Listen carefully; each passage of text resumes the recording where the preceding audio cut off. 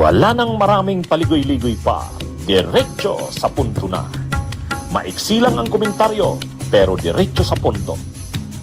Maraming kuro-kuro, may tiwali, may totoo. Dito, sa puntong diretso tayo. Punto, diretso. Pero ang isang bagay ngang nakita natin, na-check si Bongo dito, mga kabunyog, na-check si Bongo. Na-check si Bongo dyan kasi nitong nakaraang mga araw, naging lantaran yung away nila Vic Rodriguez at ni Bongo. Kahit nga ang PDP Laban, naglabas ng statement dyan na sana wag nang lumaki daw yung gulo. Talagang tinanggap ng PDP Laban na mayroong away nga. At kahit yung grupo ni Vic Rodriguez naglabas ng statement, yung maisog. Sinusuportahan nila si Vic Rodriguez. Pinapatamaan nila si Bongo. Siguro nakakaramdam sila na parang si Bongo nagpa-plan B. Iniisip siguro ni Bongo na posibleng ang makonvict si Sara, hindi makatakbo. So, kasi siya ang number 1 senator nitong 2025 elections at siya naman ay tao ni Digong. So parang pinapackage ni Bongo yung sarili niya na siya yung pwedeng maging pambato kung hindi pwede si Sara. Kaya may mga tao ni Bongo na nag-aambisyon. Kaya pinapalakas nila yung grupo ni Bongo. May mga sariling grupo si Bongo na binubuo. Ngayon, kinounter yan nila Vic Rodriguez.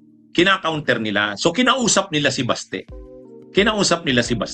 Na i-counter na ito kasi nagiging malakas na yung grupo ni Bongo.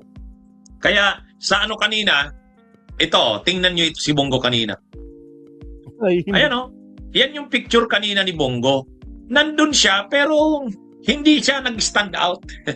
Kumbaga tahimik lang, Pinagsalita rin siyempre kasi senador naman siya Pinagsalita din si Robin. Pero makikita mo na hindi siya pinapurma.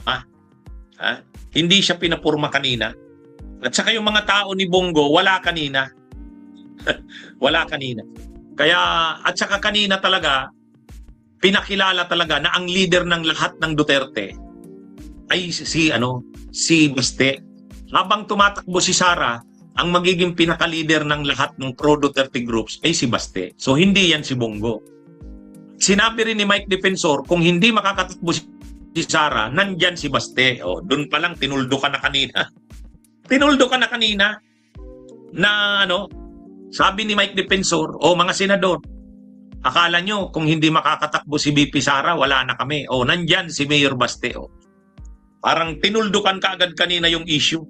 Kaya anumang pinaplano ng grupo nila Bongo kanina, chinik na. Chinik na kanina. Alam naman natin kasi na si Bongo, mas malapit yan kay Hanilet. Totoo, malapit siya kay Digong. Pero pagdating sa mga kaanak ni Duterte, kila Baste, kila Sara, kay Pulong, hindi. Hindi sila dyan kay Bongo. At ngayon pa na nag-number 1 senator si Bongo, lumaki naman ang ulo ni Bongo, nag-iisip na kung hindi makakatakbo si Sara, pwede siyang maging pambato ng Duterte. Siyempre, ayaw din yan ayaw din yan ni Sara. Ayaw din yan nila Pulong. Ayaw din yan nila Baste. Marami ring mga pro-Duterte na nakikita nila yung ginagawa na yan ni Bongo, na parang si Bongo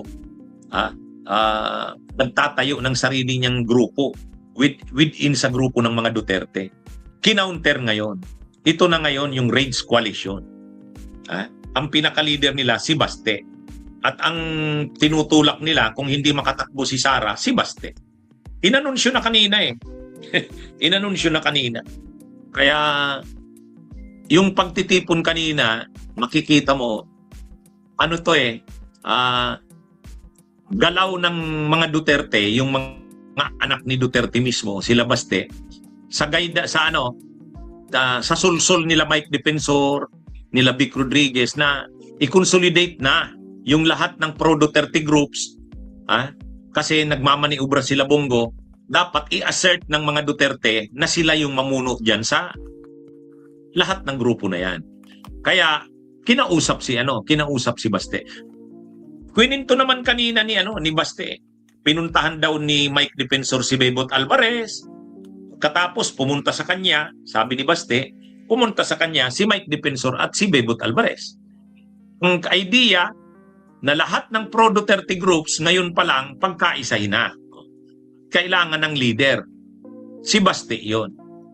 At lumabas yan sa sitwasyon na lumalabas na una, may impeachment si Sara. Tapos parang may mga nag-iisip na mai-impeach si Sara, nakukonvict, pag na-impeach, sino na ang kanilang pambato? So ngayon, lininaw nila. Si Baste yan. Kaya pinuldo ka na yung mga galaw ng grupo ni Bongo. Pero sa totoo lang, hindi yan dyan matatapos. Ang iringan na yan sa loob ng mga Duterte, magpapatuloy yan. Magpapatuloy yan. Marami dyan sa tinipon kanina ay mga naitsapwera. Halimbawa, si Guanzon wala kanina. Bakit wala kanina? Hindi naman siya makapurma dyan kasi nandun si Topacio. Sila Topacio, sila Vic Rodriguez, saka si Mike Defensor, sila yung nagpatakbo kanina ng event. O syempre, hindi pwede dun si Guanzon. Oo nga, wala si Guanzon kanina dun, no?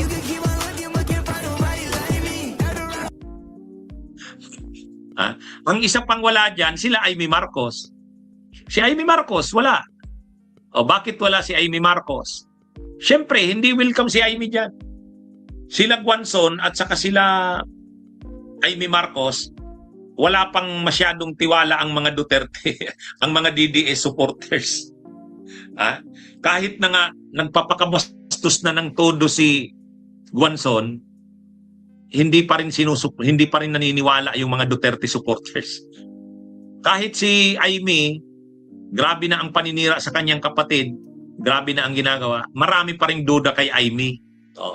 Kaya kanina wala si Guanzon, wala si Amy. Yan yung mga kanina. Si Bongo nandun, siyempre, siya? Kailangan niyang magpakita doon.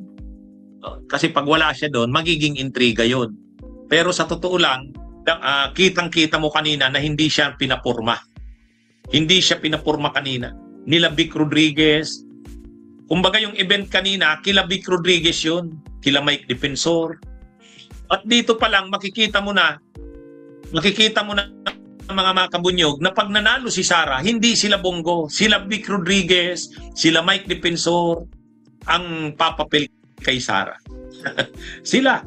Yan yung kumbaga, anong tawag dyan? Yung malapit sa kusina. Ang inner circle, kay Sara, sila Mike Defensor, sila Vic Rodriguez.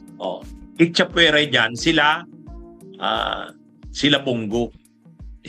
Yan yung dyan mga kabunyog. Ginagamit nila Mike Defensor si Baste. Kasi syempre, hindi pwedeng ang mamuno ng lahat ng yan si Mike Defensor o si Vic Rodriguez. Hindi pwede. Ang mamumuno talaga dapat Duterte. Kaya yung mga kabunyog, mga kabayan. Yan yung, kung tatanungin nyo ako, anong masasabi ko sa pagtitipon kanina, yan yun. Kumbaga, positioning ni Baste, pag-agaw na ng, kumbaga, inaagaw na, kinuha na kaagad nila Mike Defensor, maaga pa yung pamumuno. Kumbaga, sila na yung magpapatakbo ng kampanya ni Sara. Sila Mike Defensor, Vic Rodriguez, Bebot Alvarez, Alcusi, Lambino, Topacio, yun. Sila na yun.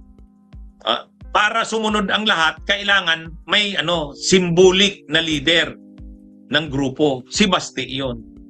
Yan yung nangyari kanina. Mga kabunyog, mga kabayan. Chinek na si Bongo. Chinek na.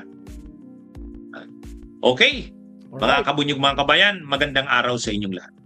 Salamat, attorney. Ito, isigit natin ito, mabsat, no? Wait lang. Countdown muna natin to. Again, sa mga bagong pasok, shoutout sa inyo. Huwag kalimutan mag-like and subscribe. Here we go.